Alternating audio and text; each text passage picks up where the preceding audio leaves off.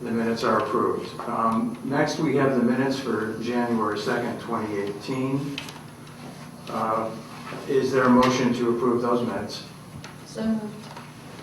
Is there a second? Second. Any discussion? I have one point, I guess, and that is in the very first paragraph. It states that returning council members present were, and I think Ms. McKinney was inadvertently left out of that list. So if you could just add her to the list, that would be good. You were not just reelected? She was. So she was not a returning council member at that point? Then you have to remove. Okay, remove right. It's Michael. inconsistent, yeah. Yeah, They both should be. It's gotta They be both, part of the- absolutely, yeah, they both, I think that's probably, historically, we've done it Okay, without them being That- there. 'Cause that's fine. Technically, they're done on January 1st or whatever of that year, so. right. I'll make that correction, thank Okay, you. great, fantastic. Mhm. Any other discussion of those minutes? All in favor of approving the minutes, say aye. Aye. All opposed? Chair votes aye. Minutes are approved without one change. Next, for the President's report, I'm going to steal something from the Public Safety Committee, and that is ratification of the new collective bargaining agreement between the Borough of Swarthmore and the Fraternal Order of Police.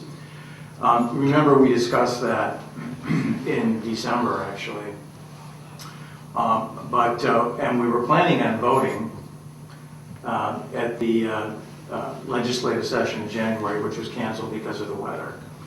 So because of the lapse of time, the mayor and I both went ahead and executed or signed the contract. It's been signed by the Fraternal Order of Police, but we need council to ratify that. Is there a motion to ratify execution of the collective bargaining agreement? So moved. Is there a second? Second. All in Who's the favor? second? That's it. Thanks. All in favor, say aye. Aye. Any opposed? Done, it's been ratified. Thank you. And I think that's all that I have, so we'll move on to the Environment Committee. Okay, great. We have some appointments to make, and I'd like to make a motion that we reappoint Charles Cresson and Sean Airing to the Tree Committee. Is there a second? Second. Any discussion? They've been Who's running the second? around. I'm sorry. You both do it. Sarah? Aye. It's gone. They've both been on it and are very valuable to the committee. Any further discussion? No? In that case, all in favor, say aye. Aye. Any opposed? Chair votes aye. Motion is passed. Great, and then we have some appointments to the Environmental Advisory Council, and I guess I'll just name them all and make a motion for all of them. I'd like to move that we approve these appointments. James Verity, for the, his term would expire in 2020. James, you want to just, there's James. Thanks for coming. Hey, James, thanks. Thank you. And Annie Fox, also for 2020. I don't think she's here. So are those full terms? Yes, these are full terms. Okay. And then Claudia Cueto will be finishing up Doug Hasbrook's term because he moved out of the borough. And so her term would be ending this year, so it's 2018. And then Corey Ullman will be 2019, and she's finishing out Ashley Grider's term. Ashley resigned. So All right, so you're moving the council. I am moving that council approve those appointments. Do we have a second? Second. Any discussion? Other than to give our thanks to all of those Yeah, folks who are stepping up yeah. to serve the borough, that's wonderful. Any other discussion? All in favor, say aye. Aye. Any opposed? Chair votes aye. Passed. Great, and finally, for that, I also move that we appoint Elizabeth Jenkins as Chair of Environmental Advisory Council, and she just waved. Yeah, there. Aye, thanks. Is there a second? Second. Any discussion? Aren't you on the planning commission? Yeah, one of the seats of the Environmental Advisory Council is also supposed to have a seat on the planning Okay, commission. so this won't interfere in any way. It was deliberate. Okay. Hey, we don't need a turf war. Uh-huh. Thanks again. And maybe just point out, it's mandated in the EAC ordinance that council appoint the chair. Other than that, every other committee, it's appointed by the group themselves. Right, right.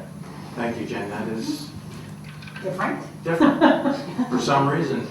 And it's in the statute. You're right, yeah. Yeah. Oh, is that it? It's not Okay. discretionary. It's not discretionary. All right. Okay, and we also have some ordinance changes. Well, wait, we got. we got, sorry. so you Yeah. moved, is there a second? Second. Is there any discussion? All in favor say aye. Aye. Any opposed? Chair votes aye. Mike already? Yeah. Yeah, I think I I think he had already said. Oh, I think that's right. You're right, you're right. Everyone's Sorry. really tired, I think. Yes. Yeah, I neglected to say, I'm just going to interject this, that, wow. all very That was scary. quite a game. Mary puts Nick Cole's picture on Facebook I'm still- exactly the same time. I'm still, I don't I know where believe I Mike am, is the original. but, yeah. Anyway, all right, Yeah. so, that was approved unanimously. Okay. All right, All right. next item. Okay, and of course, I want to thanks, I know she doesn't like this, but Susan Kelly, again, for being Amazing. amazing, yes. Thank you.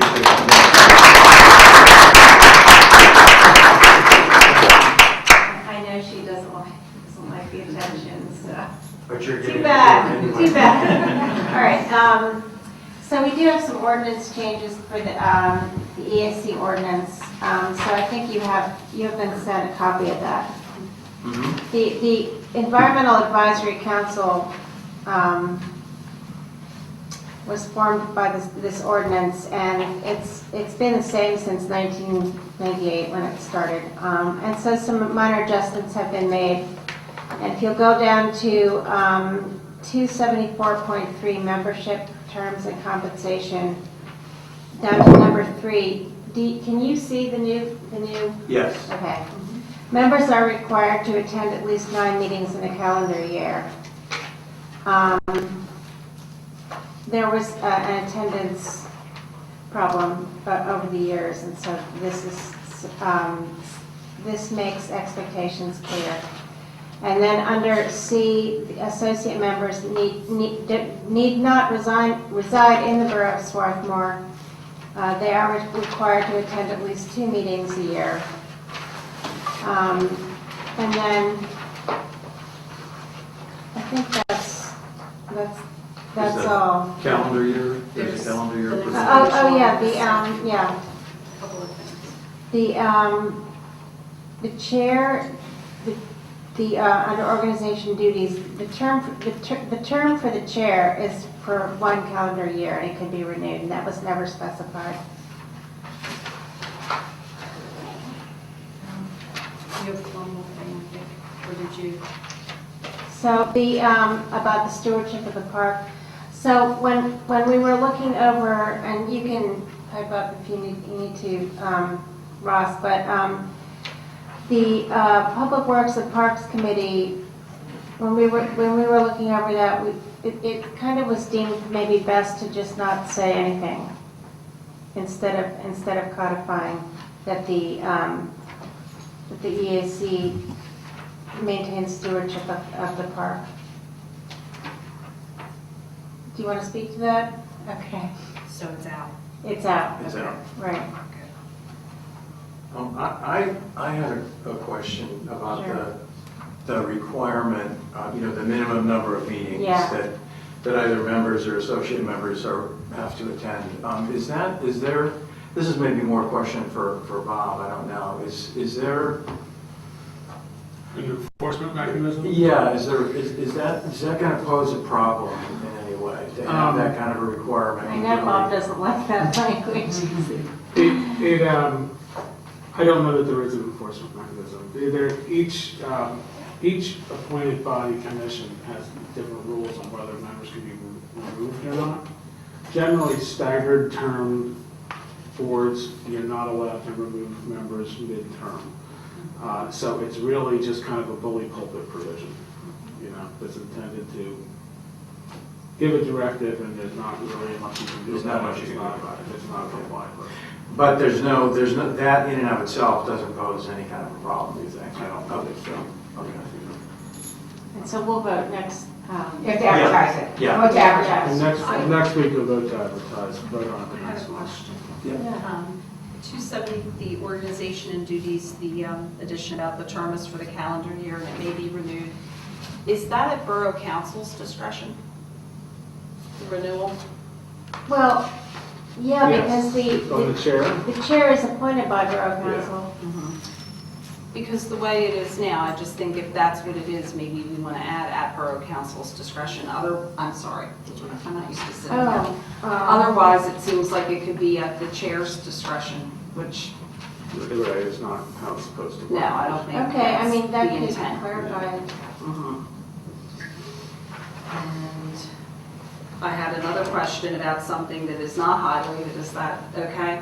About, I guess. all right. Subparagraph 4, under membership, terms, compensation.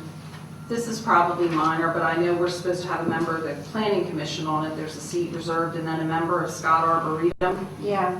I know that that means you want somebody from the college to be a member, but do you really want because I'm a member of Scott Arboretum, that just means you're like a member of the Arboretum. So what is it exactly that we want the person from the college to be? From a particular department?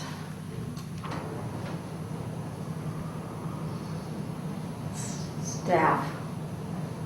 Of A little bird. The just a Arboretum. little little bird answered me. And maybe that's something you should So think so about. the intent is to have someone who's on the staff. I've never of Scott completely known Arboretum. the intent. Okay. I haven't minded it, it's been vague. Well, do we want to clarify that, or? But it does need, they need to be a resident. So it's going to have to be, I almost think that requiring one of the full voting members to live in Swarthmore and be on staff with Scott Arboretum It's a is a small lot pool. to expect. That's a small pool. I like the vagueness of it because we just, to me, it just means we'd like to get someone from the Arboretum in whatever, like right now, we have an associate member, Jen Fluker, who knows a lot about plants and who's, well, actually, she's the director of the Horticultural Society too, so we get a double, but, Jeff so- Diabco has always been and he's not a member, but he, I think it's okay to leave it vague, I don't know. They might not necessarily be a resident if you leave it that way, but I guess you could cross that bridge Well, when we we have come to it. associate members too, yeah, I mean, yeah.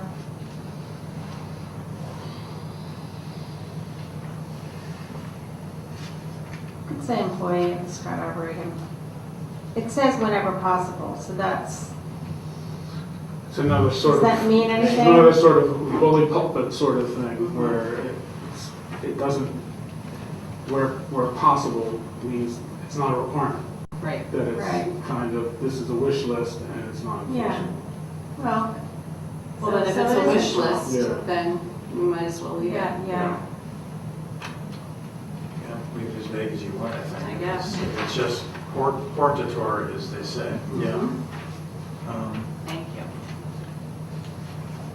Any more discussion of the proposed changes to the EAC ordinance? So, Jane, next week we'll vote on advertising. Right, and the ordinance itself will look a little different, it's just gonna say, just adding this language, but it's easier to see when you've got the whole ordinance in front of you, so it'll look a lot, the one you see next week will look a lot different. All right, Lauren, anything else? Yeah.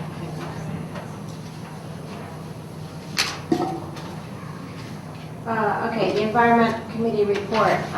We met on January 18th to revise the ordinance, and we are not meeting this month. And the EAC met for the first time this year, and they formed an education committee and an open space task force. And they plan to educate the public through social media and Swarthmore and different venues, which reminded me that I would really like for us as Borough Council to push information out more to the community through social media, and I know not everybody likes to do that, but I wouldn't mind just looking into it and developing like a communication plan or seeing what other municipalities do, and you know, Bob could tell us the legal ramifications, and just kind of I went with Betsy and Sarah to the boot camp for newly elected municipal people. I'm not newly elected, but a lot more of it sunk in this time. But and they were really encouraging us to push information out to where people are and not just have it on the website. So I mean, I just wanted to put that out there. Well, that sounds like something, if council is interested in pursuing that, that's the work for some committee or other. And probably, I'm looking at Sarah, it's probably something that the General Government Committee, I mean, traditionally, that would be the kind of thing I think that your committee would look at. And, you know, it's an interesting idea. Yeah. And certainly the idea of pushing information out instead of simply making it available for those who want to check is, I mean, that's becoming more and more the way things are done. Right. But, you know, I think it would require some Policy, social media Policy. policy. Yeah, it would require a policy. Absolutely. Exactly. Make it clear who can put something And on. we have to think about, like, who's going to do it. And, I mean, there are a lot of moving parts there, which, so I think it's going to take some committee work to get to the bottom of that, if you don't mind, Sarah. I'd be happy. Okay. All right. Well, thank you, Lauren. Sure, thank you, that's it. Okay. All right, next, finance. Yes, let's start with the January financial report. Hopefully everyone's had a chance to take a look at it, as well as the bills to pay and wire transactions. But we'll start with the final financial, at least through December for 2017, a full year. I think this is one to be posted for Jane, where we had 112% of revenues expected and only 99.2% of expenditures. I'd like to think that could happen again, but it probably will not. As we discussed before, a lot of one-time extra revenues, and we're going to get into discussion about that. And the committee met and discussed about those extra revenues, and what we think should be done with it. So we'll get to that in a little bit. But anyway, in terms of what the balance was as of 12/31/17, it was $1,145,868. Are there any questions related to 2017 or the month of December related to the financial report? Okay. Moving on to the wire transactions and transactions to ratify for December 2017. I'd like to make a motion to approve wire transactions of $2,651.01 and transactions to ratify of $64,419. Is there a second? Second. Any discussion? All in favor, say aye. Aye. Any opposed? Chair votes aye. Motion is passed. Okay, and hopefully everyone's had a chance to look at the open invoices, so I'd like to make a motion to approve open invoices totaling $101,707.02 for December of 2017. Is there a second? Second. Any discussion? All in favor, say aye. Aye. Any opposed? Chair votes aye, motion's passed. Okay. And then moving on to the committee report, for the meeting we had in January 22nd. A couple of things. One, as it relates to public comment for the meeting, Chris Reynolds, non-resident, Don Delson of North Chester Road, presented to the committee. They're in the process of converting the Swarthmore into a nonprofit entity, and they're actively looking for financial support. They asked the committee to consider partially funding this new entity without really the committee discussing it, but talking to our solicitor. We don't think it's legally possible for us to support the Swarthmore. So we really haven't discussed that any further, but I want people to be aware that that did take place as it relates to the public comments of our meeting. Secondly, as it relates to the fund balance, which I mentioned earlier, that was discussed in great detail, and ultimately it was the consensus of the committee which roughly we have $1.1 million, as I discussed before, and it's considered good practice to have, when possible, 5 to 10% of expenditures in your regular reserve fund, which would be approximately $400,000 plus based on what our revenues are projected to be for 2018. So that would be in the midpoint, about 7.5%. So we'd like to keep that, and the committee was in consensus about doing that into 2018. But that does leave about $700,000 extra. And the things that the consensus the committee came to was to use those proceeds ultimately to pay down debt, which the borough has. I don't know what the total amount of debt is. Do you know? I do. I should know that, but We have sorry, almost 1.4 million. 1.4. Yeah, 1.4 million. So partially to do that. And the other thing that we've discussed is that our, in particular, our police pension fund is underfunded. It's been improving, but one of the options that we have is to make additional payments into that pension plan. And the thought process has been always from the pension committee as well as the finance committee that because the stock markets kept going up, that it didn't make sense to add at the highest point. But at some point, and maybe that's as the last couple of days have happened, maybe that continues, we may have an opportunity to do that. And again, the consensus from the finance committee was that would be a good use of funds as well. But in the interim, before paying down the debt, which is really not potential, can't really do it until next year, because we've already made our payments for this year, and there's prepayment penalties and other things. The idea would be to put that extra money, the $600,000 go into a newly created operating reserve fund, and then $100,000 would go into the capital reserve fund. And both of those can utilize. There's a Pennsylvania. It's the PLIGIT, which stands for, what does it stand for? Pennsylvania Local Government Investment Trust. Okay, and essentially what it is for municipalities, it's the equivalent of money market accounts and CDs, something like that. That's approved by our investment policy allows it. It's roughly about, depending on which vehicle we use, we can earn, 1.5% to 2% roughly.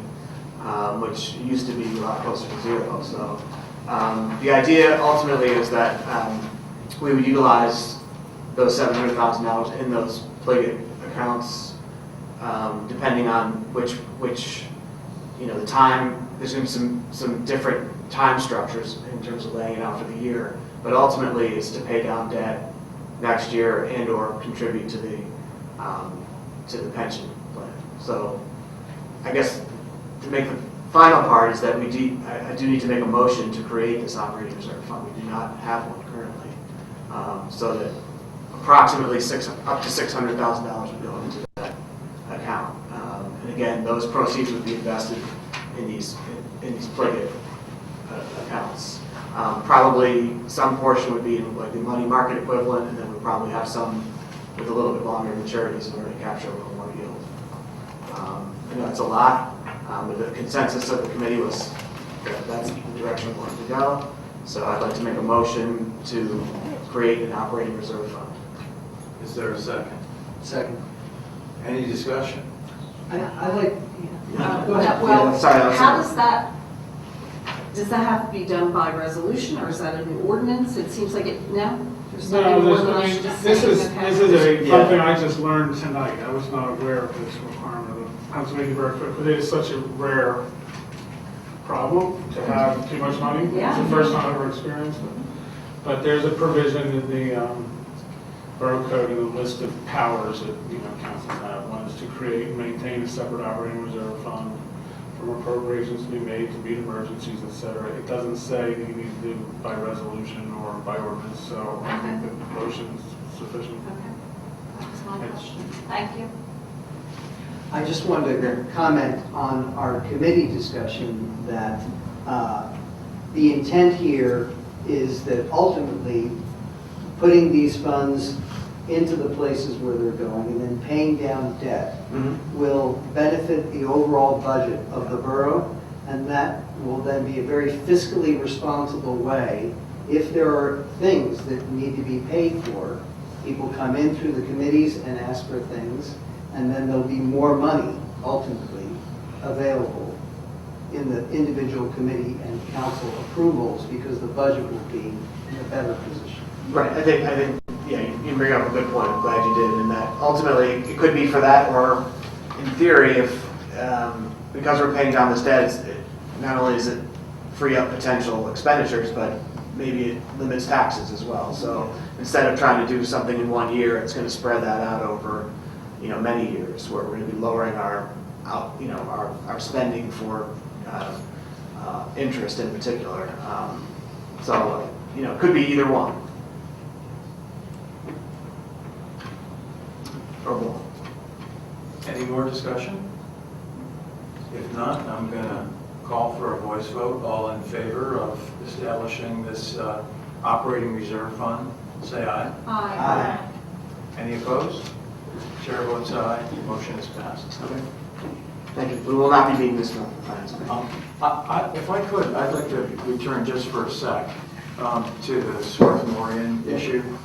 And Bob, I'm not putting you on the spot. I don't expect you to answer the question tonight, but I think the intent was there would be a foundation created, and it would be a 501c3 foundation. There are many of those around town and elsewhere, and that the board of the foundation would then be responsible for overseeing the operation of the Swarthmore Inn.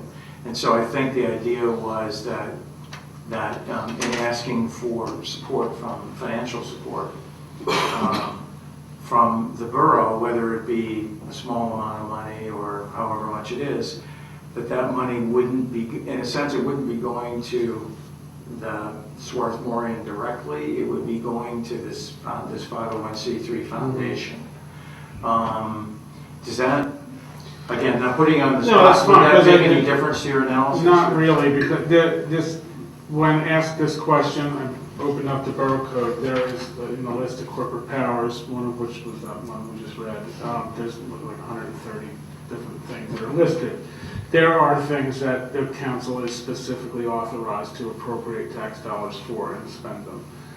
Things like municipal music, civic celebrations like centennials, veterans organizations. So there are express items that are for which you are authorized to make donations to third parties. I couldn't fit this one into any of those categories.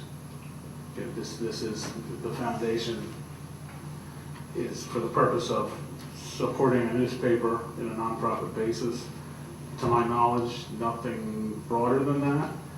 And in that context, I don't see how it fits into any of those authorized appropriation powers. Okay.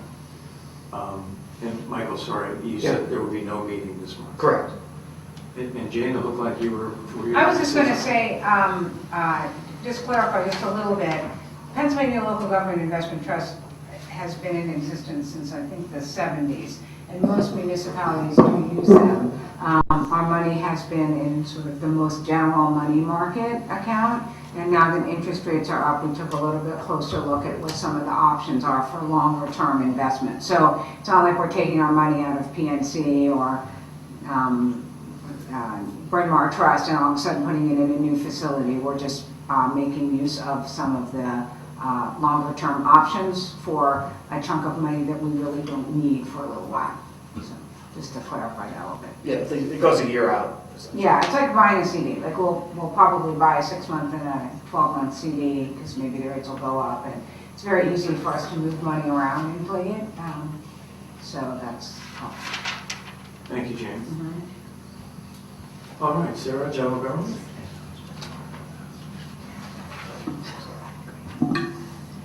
Hi. So first on the agenda for that would be the appointments to the library board. We're lucky we have 2 people who are willing to be reappointed. And Amber Osborne from the library also recommends their reappointment. One member is Bern Ryberg. Do I need to make separate motions for each? No, you can. Only if you're anticipating somebody wanting to vote no on not the other, so. I believe so. And the other one is Stephen Russell.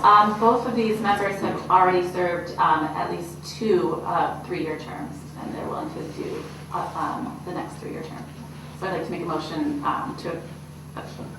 for them to be reappointed. Is there a second? Second. Any discussion of either or both of these individuals? If not, all in favor say aye. Aye. Any opposed? Chair votes aye. Passed. They were appointed with our thanks. And then the next appointment is for the Human Relations Commission. Sean Eyring has agreed also to serve another term on that commission. So I'd like to make a motion to appoint Sean Eyring. Is there a second? Any discussion? All in favor say aye. Aye. Any opposed? Chair votes aye. Again, motion is passed and he's appointed with our thanks. Great.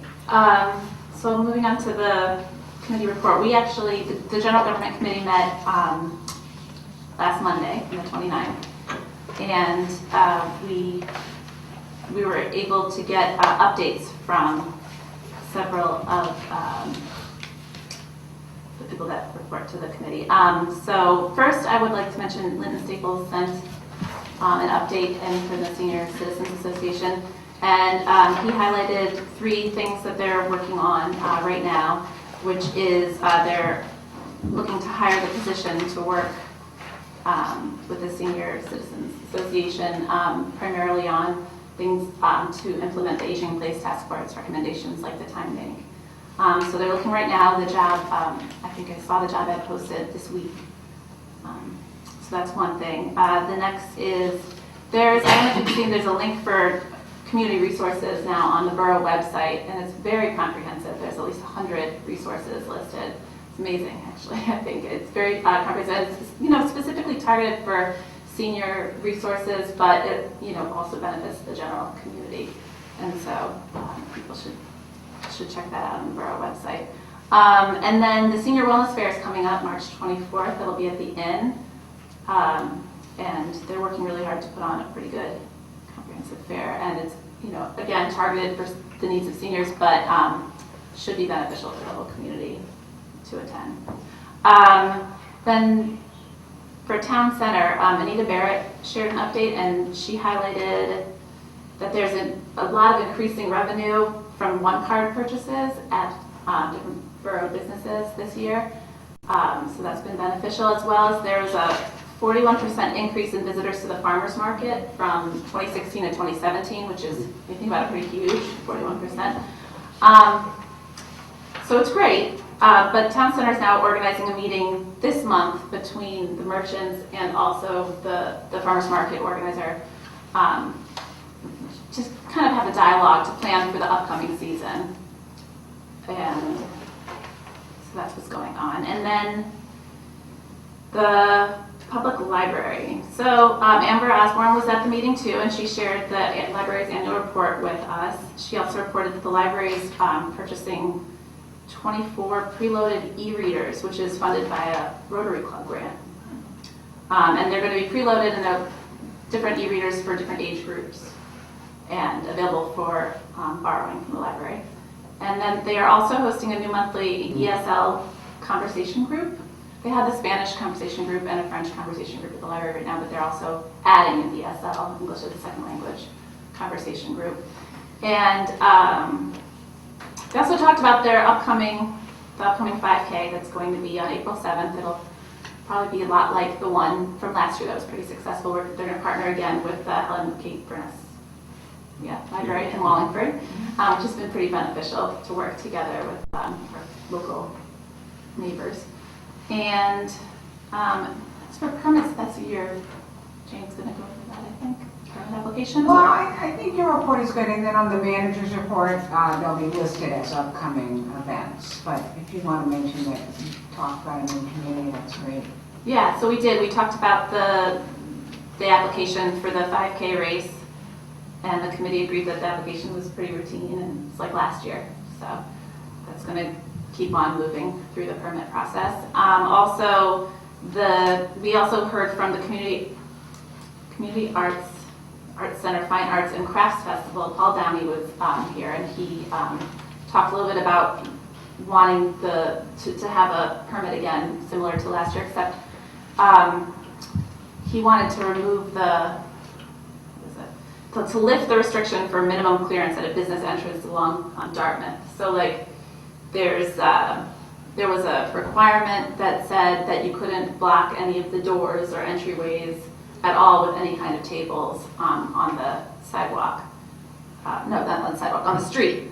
So, and he was asking for that to be lifted because if it wasn't lifted, there would be no way to fit any tables for anything at all. So they couldn't really use that space. And so we asked some questions, and we found that the sidewalks would remain clear, the doorways would remain clear, but everything would remain clear so people could get back and forth from the businesses. It's just on the street where usually it's taken up by parking. So we thought that would be okay, and it's moving on through the process also. And finally, we started talking about parking, because that's going into my committee now. Yay. I'm actually kind of happy about it because we actually ended up talking about different approaches that we could take to kind of help out people who want to park in the town center. And so we have a couple different approaches that we're thinking about. One is changing the enforcement time for meters to end actually earlier. So shoppers that need to come on their way home from work and go to the co-op or run to the post office, they wouldn't have to feed those meters after a certain time. The other one was maybe changing over some of those meters, some of the half-hour meters and 2-hour meters, to a meter that would have a push-button option for free time. So you've probably seen it in other towns. You can push the button, you get like 15 minutes, sometimes a half hour for free. And so that would just make it for people who can't find a quarter, who just need to go into the co-op. So Jane's doing a lot of great research. She has an example of the push-button. John did. Well, one of our public works guys actually found a refurbished meter, this meter is $80, and the new one is $180. So he tried it out today, and it fits in our existing housing. The meter is actually this part, so you open up the meter and the guts would be changed out. And we actually could probably, if council decided to move ahead, we could probably sell some of the meters to the guy who's selling us these. So probably wouldn't actually in the end be $80 because we're not really adding anything, we would just be exchanging. So maybe we can discuss that. So you press the button. And Press the button and it just says 10. Okay. Then you could keep going out every 10 minutes and getting 10 more minutes. Or you could reprogram it, right? Doesn't it? Right. You can, right, it could be 15. I can't remember. They have that municipal lock that's by Bryn Mawr Theater. Yes. I think they're 10, 15. I think it's 20. Is it 20? Anyway, yes, it can be anything you want. This one happened to be sent to us with 10. So. I mean, the idea behind this is, the idea of the meters being a half hour or 2 hours is to prevent people from parking there and walking away and not coming back for 6 hours. This would prevent that. Even if they did come and press the button a bunch of times, they wouldn't be park there and leave It town. would be commuting into Philadelphia Exactly. It and wouldn't- coming back to Bristol. Right. Without a doubt, the most annoyed people that we get are the people who say, who sort of assume that the parking meter enforcement people should have known that they had just run into the post office or just run into the co-op. And of course, there's no way to know that. But for that, the meter reader wouldn't even have to, I mean, it would say 10 minutes, just like anything else. If it went to zero, you'd assume it was at zero. So, you know, that's what we definitely get the most annoyed people. You know, they freely admit that, you know, they didn't put any money, maybe they didn't put any money in the meter, or they couldn't find any money, or whatever. And then they, of course, say, you know, if I went to the Giant, or if I went to Target, I wouldn't have to put any money in the meter. So that's sort of what might get helped to. Right. So, sir, your committee's going to continue looking Yes. into that? So we're going to continue looking into that, getting kind of costs and figuring out what that would impact. And also, we're also getting input from some merchants to find out what they think about parking and how that would help, and what their busiest times are in terms of the early enforcement ending time. So we are going to meet this month. We usually meet the third Monday, but because of the President's Day holiday, we'll be meeting the following Monday on February 26th at 7:30 here in this room. All right, thank you, Sarah. Nancy, planning and zoning. So planning and zoning did not meet last month due to some scheduling conflicts. But I did attend the planning commission, and they are working on the wording for a policy or an ordinance concerning accessory dwelling units as recommended by Aging in Place Task Force, and also an ordinance for some sort of conditional co-housing or some sort of communal living zoning changes. This is the recommendations that were in the Aging in Place Task Force. That's what these are addressed to. Well, I think that the co-housing situation is addressing something that was brought up recently concerning a property that was for sale in town. Okay. But it kind of dovetails in with the ADU situation, which was the recommendation of the Aging in Place Task Force. So they're sort of trying to tackle both of them. Yeah. It is one of the options that was done in the report as a possible, you know, a way that seniors could live in a different kind of setup than we allow that. Right, okay. Does this have any relevance at all to the issue that we heard about this evening during public comment? A little early to say, but I think it potentially could, because they're addressing issues like separate kitchens and what happens when the property is resold, and it's kind of doing a conditional ordinance potentially. So it's possible that it could filter down to. I mean, there's certainly, I think, trying to codify and solidify something that has not previously been in writing. Okay. Anything else? No? Thank you. Thank you. Public safety, Mary. Our committee did meet, last month, and we received a report from Chief Craig about the search for and testing of a new police officer in the borough, and the testing was done. I believe we had 29 applicants, and the next step in the process is the agility test. And I believe that the people who were eligible to participate in that were being sent and have already been sent letters from Chief Craig to tell them about next steps. I need to make an appointment. I'm sorry, did you ask me something? No, thank you. I'm sorry. I need to appoint someone to the Civil Service Commission for a 6-year term. Alternate Steve Imbruglia is willing to become a regular member. So I move to appoint Stephen Imbruglia to a 6-year term on the Civil Service Commission. Is there a second? Second. Any discussion of Mr. Imbriglia's service? on the Civil Service Commission other than, again, to thank him for stepping forward? If not, all in favor say aye. Aye. Any opposed? Chair votes aye. Motion passed. Thank you. And then I would like to mention, since Steve has moved around now to become a regular member, we are again searching for at least one alternate and maybe up to 3 alternates if we could find that many for the Civil Service Commission. Just wanted to get the word out that we are looking for those people, and also if we could put an advertisement in the Swarthmorian. Yeah, there was one last week. Okay, great, thank you. That and the alternate on the zoning hearing board. Okay, thank you. Then I just wanted to mention that several of us attended a presentation last Wednesday evening that the fire company invited us to. Thank you, Rick Lee. Last year, a group of MBA students from Villanova University chose the Swarthmore Fire and Protective Association as the subject of, I think it was their semester-long project.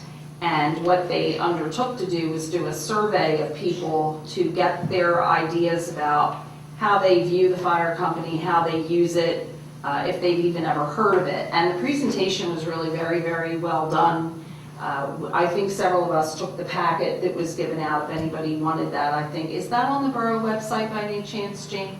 No, I don't have a copy of it. Yeah, that'd be great. All right, and it was very well done, and they had some really great, I thought, recommendations about how to get word of what the fire company does out to the public, because I think some of the reason for it being underfunded is that people are not aware that it needs to be funded. So just wanted to say how great that was, and thank you to Rick Lee for inviting all of us. We are going to have an executive session at the end of this meeting to discuss an employment matter with the police department. And the committee is going to meet on Tuesday, February 20th at 7:30 p.m. in this room. Thank you, Mary. Public Works, Ross. Okay. And can I just ask a question? Is Finance Committee meeting? No. So the Public Works Committee will be meeting on our regular day, which is the 4th Thursday, which will be February 22nd at 8:30 in the morning here. At our meeting, I heard some feedback. At our meeting, we made a tweak to our schedule. We're normally on the 4th Thursday, but for November and December, that'll conflict with the holidays. So we agreed to change our November, December meetings to November 15 and December 13. Jane had brought up that there's the potential for the borough to get a state sewer grant to help defer expense for that, and the committee agreed to recommend to the full council that the council pass a resolution in favor of authorizing application for that grant. Jane, do you want to? Yeah, this is a grant through the Commonwealth Financing Authority, the Department of Community and Economic Development. It's distributing, I think, about $35 million. I can't remember. It's a fairly large pot of money. You can apply for grants for rehabilitation of sanitary sewers. Grants are between $300,000 and $500,000. And as noted in the resolution, which can be passed next week, the borough is going to apply for $300,000 worth of work. This is work that's mostly been identified by the analysis that we do annually of the sewers. We televise the sewers, a seventh of our system every year, and we get a tape of what's underground. Anyone's welcome to look at it. It's quite fascinating. Ross is probably going to take me up on it. He's definitely a sewer guy. And it's a great way to identify areas that are in need of repair, sometimes immediate repair. But right now we don't have anything in that situation. But it's a great way to leverage the money that the borough has already spent on that to some state funding. There's a 15% match required for the grant. I would recommend, and the engineer would recommend, that Borough Council offer to put up 20% as a match. So the state would only have to put up 80% as opposed to 85%. Makes the grant a little more competitive. We do have in our sanitary sewer account, which is a separate capital account, not the ones that Mike was talking about earlier, about $150,000. So we easily already have the 20% that would be needed to match a $300,000 grant. If council thinks that's appropriate, I'll prepare a letter that would be signed along with the resolution, which would say, we have the money in the bank, here's our account, we're willing to match 20%, and it also says that we will maintain the sewer system, which of course we do, we have the staff and so on to do that. And appropriate money in the budget every year to keep the sewers clean, which is another thing that we hope a feather in our cap, and we'll be more likely to get the grant funding. So again, no action items tonight. Happy to answer any questions. It will be on for approval next week. The grants are due February 28th. And that's separate from the Michigan Avenue?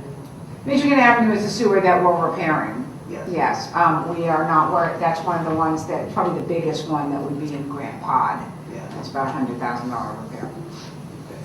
Is the money restricted in any way, or you can use it for anything having to do with sanitary sewer? Well, you do submit a list of what you plan to do, which we have an extensive list of what we'd actually do a lot of lining, which is great because you get a lot more bang for your buck if you're lining a sewer rather than digging up the street. You're going to have to repave it. And so we know that, again, showing that we've done our homework beforehand, we've seen the lines, we know that they don't need to be replaced, but this will give them many, many more years of life. So you do submit a list. Do I think they actually go back and check that the contract that says, you know, Marietta Avenue and maybe you did Westminster? Probably not, but we will submit a comprehensive list that's ready to go, shovel ready, which is what they like to see. Okay, thanks. And then we also had discussion about a potential sewer lateral ordinance. So Jane discussed with the committee how this has been discussed for many years. There are neighboring municipalities that have adopted such an ordinance. The sewer laterals are the connection between the water from your house that goes out the pipe to the sewer in the street. And the problem to be fixed is that, and this is not intuitive, but when those laterals get old, they have cracks and holes in them. And when there's a big rain storm event, water actually seeps from the ground into the pipe and then gets into the sewer system. And we actually have meters on we have 5 meters in the borough that measure the amount of water that's going into the system. And we have charts and graphs, which Jane has gladly shared with our committee, that show when there's a big storm event, whoosh, all this water goes into the system, and we pay on a meter basis. So if you can reduce that, then the borough pays less. So this is something the committee agreed to investigate, and there are people who are knowledgeable about this, and Jane's going to educate our committee, and in future meetings we agreed to look into this. So if anybody has any questions about that, now we'll be digging more deeply into it. No one. Sorry, what is the mission, what's the goal? What are you looking into? There are 2 goals. One is to have an ordinance that possibly that when a house is sold, there has to be an inspection and repair a broken sewer lateral. And the benefit is reduction of the sewer costs to the borough, which benefits all taxpayers. And also, the reverse happens, the sewage can leak out of the line, which pollutes our borough, and that's not good. And also, when you have big storm events, which pressurize the system, you can have sewage bubbling up and flying around in various places. So you get rid of the bad stuff and you reduce costs. Would that also have some relevance to the gutter systems that are still connected to the sewers? Probably, yes. They're not supposed to be. We already inspect for that. That's already. If they are connected, they actually are illegal connections. Some pumps and roof drains are by code not allowed to be connected. So we have done visual inspection of the entire borough. If people hook them back up, we might have missed it, but that is one of the things we look at when a house is sold already. And does that include the ones that flow through the curb into the street?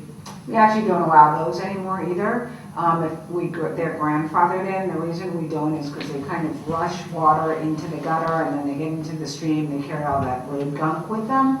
So we prefer that they disperse onto the ground in some sort of slower seepage bed. Infiltrate back into the. Yeah.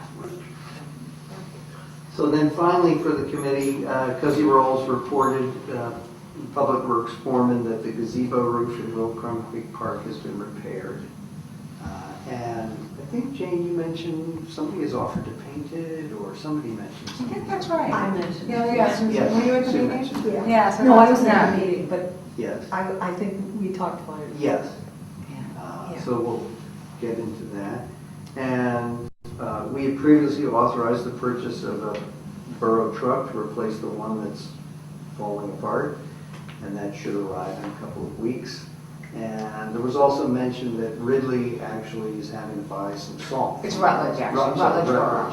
Yeah, Rutledge is having to buy some salt from us, which which actually is beneficial to us. And that was it. Thank you, Ross. Sure. Is there any other business? If not, the highlight of the evening, Mayor Tim Carney's State of the Borough. I hope it's less tense than last week's game. You'll leave that in. I don't think that's... Okay, yeah. Thank you, David. President Cregan, distinguished members of council, Madam Manager, Bob. I prefer Mr. Solicitor. Or Jane and Bob. I'm like a third grade reader. And citizens of Swarthmore. The state of the borough is strong.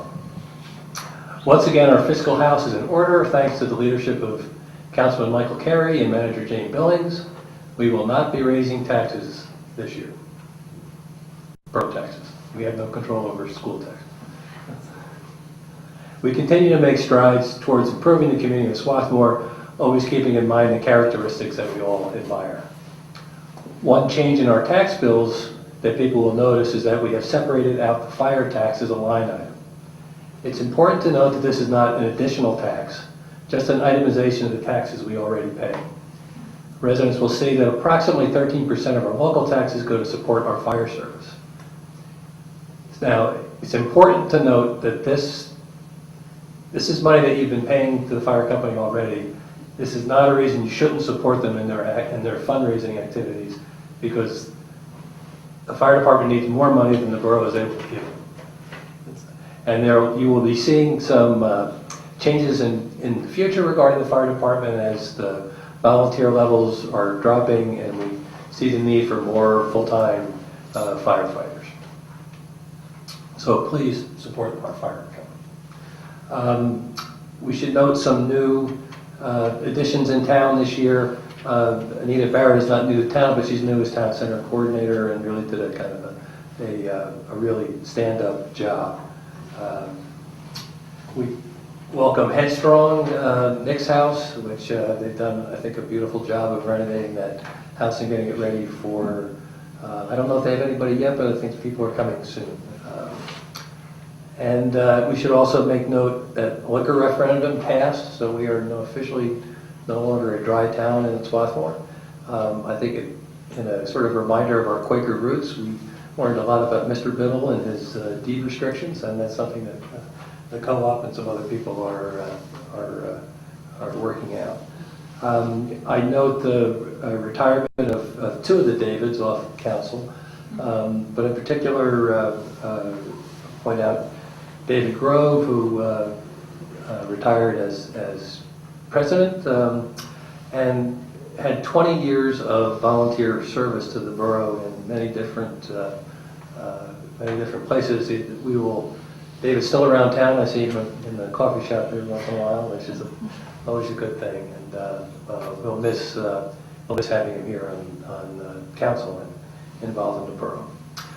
In terms of celebrations, I realize this happened this year, but we should make note of the Eagles game on last night, which is why we're all a little punchy today, I think.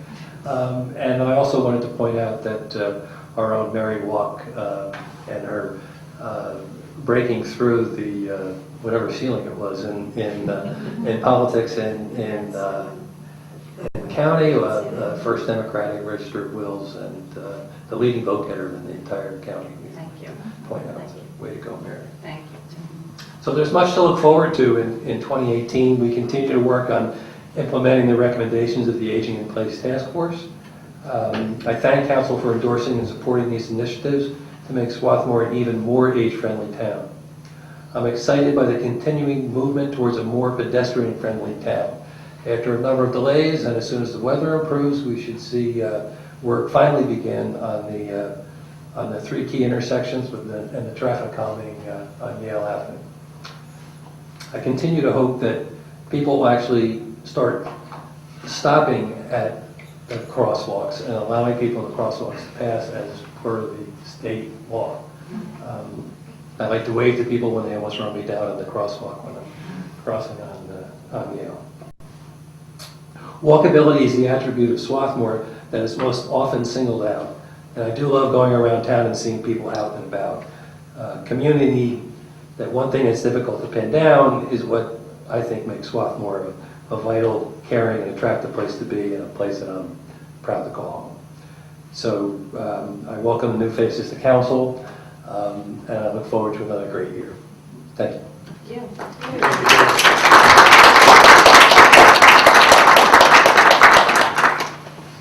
All right, I am opening the second public comment period. If there's anyone in the public that would care to address council, please come forward.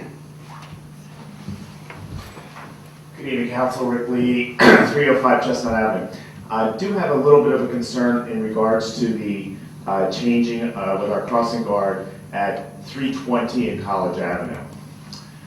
With the addition of the new sidewalks, the crossing guard is now crossing children on the opposite corner where it is not marked out as a crosswalk. There's 3 crosswalks, two across College and only a single across Chester Road. And from talking to law enforcement, you're supposed to always cross at a crosswalk, and even if it's on the other side, you're supposed to cross across College and then cross Chester Road. And they've moved that because it's now a straight shot to the school because the new sidewalk's on the school side. But it's an unmarked crosswalk that a borough employee is crossing them on, and it concerns me about liability. So I would like to suggest that somebody talk to PennDOT or whoever controls those crosswalks, or make sure that it's okay and legal for him to be crossing them at that point.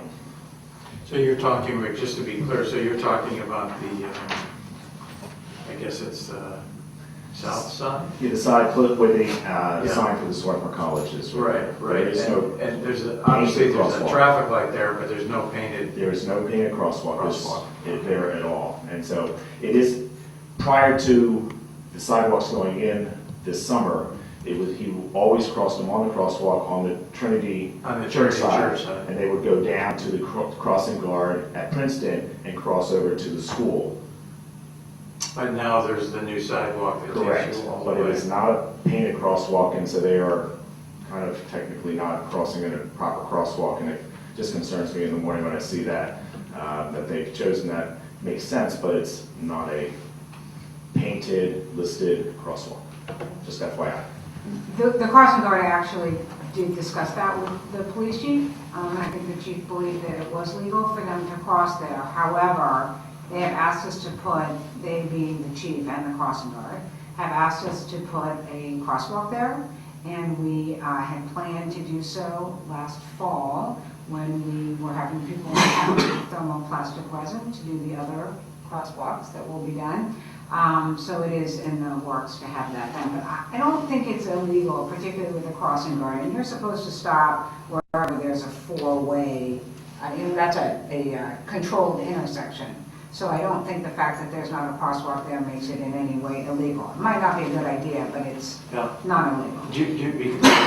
Because it's a state route, 320, I mean, can we just go ahead and put the tape down, or does this require any sort of PennDOT? It should input? not require PennDOT approval, although crosswalks are part of the approved signal plan.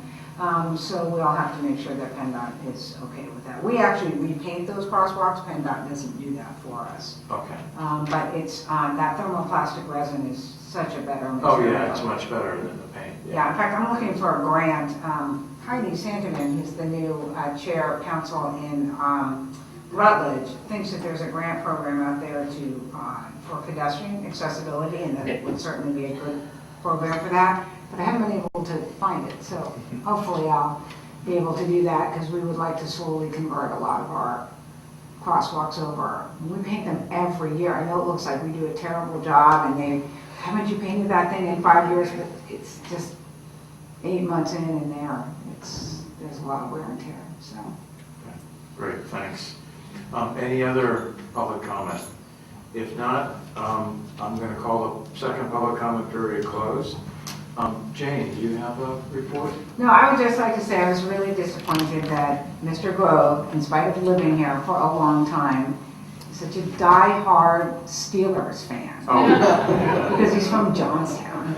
That he could not relish in any of the pregame festivities. I can only hope the game itself moved him to some small amount of enjoyment for his many, many, many fellow Philadelphians that he has lived with now for many years. I mean, it's the same. I mean, I have Patriots fans wishing us good luck. So, hopefully he'll see this and offer some. All right. I'm sure he's watching tonight. That's all I have. Thanks, Jane. Bob? I don't have anything, thank you. All right, so can I have a motion to adjourn into executive session? Someone? A second? Second. I assume everyone's in favor. Thank you. Good night, everybody.